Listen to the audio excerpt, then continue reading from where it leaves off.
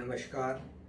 मैं डॉक्टर सुशील कुमार शर्मा, सह आचार्य इतिहास, राजकीय महाविद्यालय गुढ़ा, झुंझुनू। अपन आधुनिक भारत के इतिहास में मराठा साम्राज्य की स्थापना, शिवाजी के अधीन उसका उत्थान, उनकी शक्तियों में विभाजन और उसके बाद में थर्ड बैटल ऑफ पानीपत, इस व्याख्यान श्रृंखला में पहले 2 व्याख्यान अपने हो चुके हैं। अब अपन तीसरे व्याख्यान की ओर बढ़ते हैं, जो कि third battle of Panipat, Panipat का तीसरा युद्ध। देखिए, भारतीय इतिहास की जो कुछ मुख्य घटनाएं हैं, उनमें से सबसे प्रमुख घटनाओं में भी पानीपत के थर्ड बैटल को गिना जाता है। तत्कालीन समय की अपन परिस्थितियों का आंकलन करें तो हम इस बात को पाते हैं कि मराठा जो है वह दक्षिण भारत में एक सर्वश्रेष्ठ शक्ति के रूप में प्रतिस्थापित हो गया था और धीरे धीरे अगर अपन ये कहें कि वो निरंकुश भी हो गया था तो कोई अतिशयोक्ति नहीं होगी।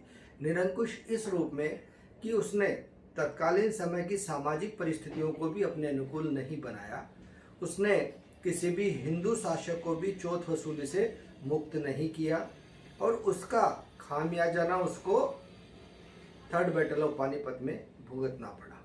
थर्ड बैटल ऑफ पानीपत जो अहमद शाह अब्दाली और मराठाओं के बीच में हुई, अहमद शाह अब्दाली जब यहाँ पर आया तो उसके साथ हिंदुस्तान के तमाम मुस्लिम सुल्तान, शासक, सेनापति सभी उसके साथ आ गए, लेकिन मराठाओं के साथ में कोई भी एक भी हिंदू शासक वहाँ पर नहीं आया।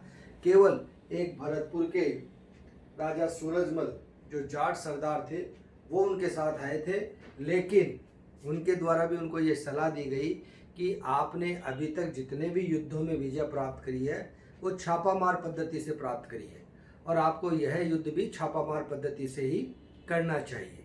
उसकी ये बात स्वीकार नहीं की गई तो उसने युद्ध प्रारंभ होने से पहले ही वह वापस लौट गया था। अब अपन चर्चा करते हैं कि कौन से ऐसे मूलभूत कारण थे जिसके कारण ये युद्ध हुआ और फिर उस युद्ध के परिणाम क्या निकले, मुख्य परिणाम क्या निकले।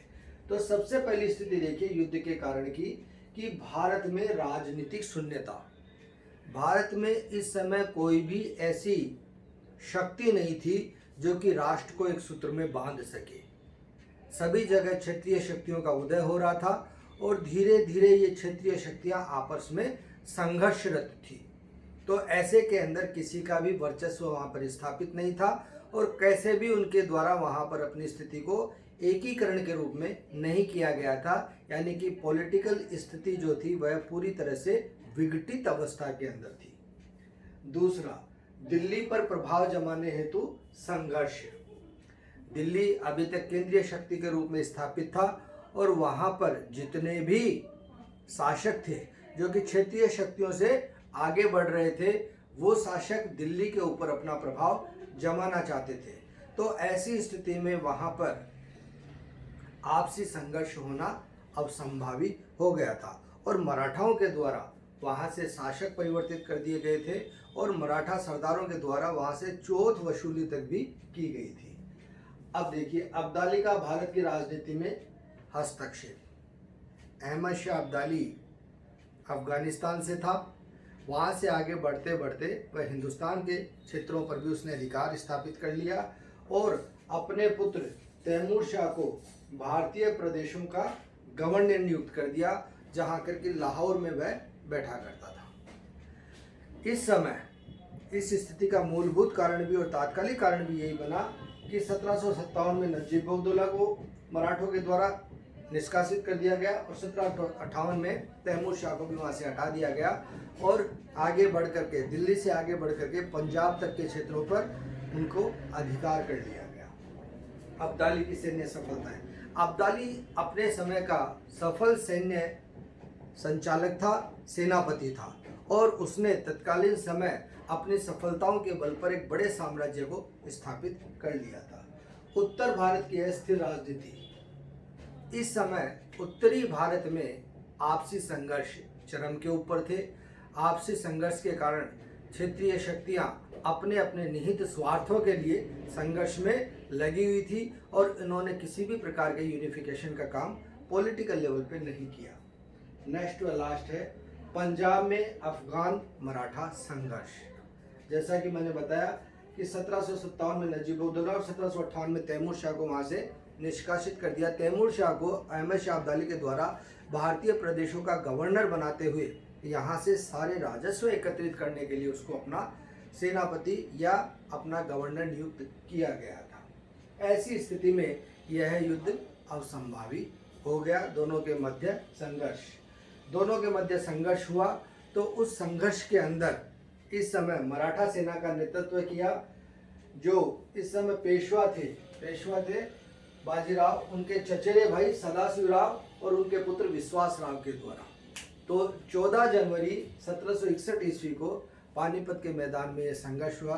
प्रारंभ में मराठों को कुछ सफलता अवश्य मिली, लेकिन कुछ ही समय बाद में मराठों की सेनाएं पीछे खिसकने लगी, हार की ओर जाने लगी। जब पेशवा को इस चीज़ का पता चला तो पेशवा वहाँ से अपनी सेना की मदद करने के लिए आगे आना चाहा और पहुँचना चाहा, लेकिन कहते हैं कि रास्ते में ही उसे एक पत्र मिला। उस पत्र में ये लिखा हुआ था कि 2 मोती टूट गए, 27 स्वर्ण मुद्राएं खो गई और तांबे तथा चांदी की हानि की कोई गिनती नहीं है। पेशवा इस बात को शीघ्र ही समझ गया, क्यों कि उसमें सदाशिवराव और विश्वासराव 2 मोती टूट गए, 27 स्वर्ण मुद्राएं खो गई, 27 जो मुख्य सेनापति थे वह चले गए और अपार जन धन की हानि इस समय मराठों को हुई। और कहते हैं कि इस हार का ऐसा दुख तत्कालीन समय बाजीराव को लगा और वह भी इसी साल 1761 ईस्वी में उसकी मृत्यु हो गई और उसके बाद में माधवराव नया पेशवा बना। अब इस युद्ध के क्या परिणाम निकले उसकी समीक्षा भी अपन करना चाहेंगे। पहला, जैसे कि मैंने चर्चा करी, मराठा शक्ति का महाविनाश। मराठा शक्ति पूरी तरह लगभग नष्ट होने के कगार पर पहुंच गई थी और इस समय अहमद शाह अब्दाली और उसके साथियों ने पूरी तरह नरसंहार करके इनको बहुत ज़्यादा हानि पहुंचाई थी। मराठा संघ की एकता समाप्त हो जाना, इस समय जो इनमें आपस में संगठन था वह भी समाप्त हो गया। मैंने पिछले व्याख्यान में बताया था कि 6 शक्ति के केंद्र बन गए थे, जिसमें सतारा, पुणे, ग्वालियर, बड़ौदा और ये सारे कुछ क्षेत्र थे जो कि उसमें अपनी अपनी जगह में लोग प्रतिस्थापित हो गए थे। नेक्स्ट पॉइंट अपन देखते हैं, मराठा शक्ति तथा प्रतिष्ठा को क्षति पहुंचना। इस समय जैसा कि मैंने कहा कि दक्षिण भारत में मराठे बहुत बड़ी शक्ति के रूप में उभर रहे थे, उनकी भी प्रतिष्ठा को पूरा आघात लगा और जो व्यक्ति उनको कर के रूप में चौथ दिया करते थे उन्होंने भी उनको चौथ देना बंद कर दिया। उनकी आर्थिक हानि भी हुई, जन धन की बहुत बड़ी हानि इसमें हुई। मुगल साम्राज्य को आघात, अब तक जब तक कि दिल्ली के अंदर नाम मात्र का जो भी मुगल शासन चल रहा था वह पूरे पराभव पर आ गया। उसकी शक्तियाँ धीरे धीरे कम होने लगी और क्षेत्रीय शक्तियों के रूप में और लोग प्रतिस्थापित होने लगे, जिन्होंने कि अपने नए वंशज बना लिए, जिसमें अपन ने पहले भी चर्चा करी थी। बंगाल, बिहार, उड़ीसा स्वतंत्र हो गए, अवध का क्षेत्र स्वतंत्र हो गया और तत्कालीन समय हैदराबाद में आसफ जाही वंश ने अपनी स्थिति को बना लिया था। नेक्स्ट जो कि सबसे महत्वपूर्ण पॉइंट था, सिखों का उत्थान एवं अंग्रेजों का उत्कर्ष।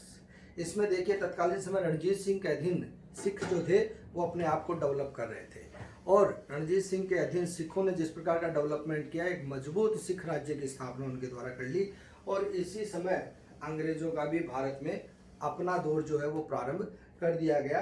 विदेशी शक्तियों का भारत में प्रवेश होने लगा, जिसमें अंग्रेज, डच और पुर्तगालीज यहाँ पर आए और इन्होंने अपना शासन बनाना प्रारंभ कर दिया।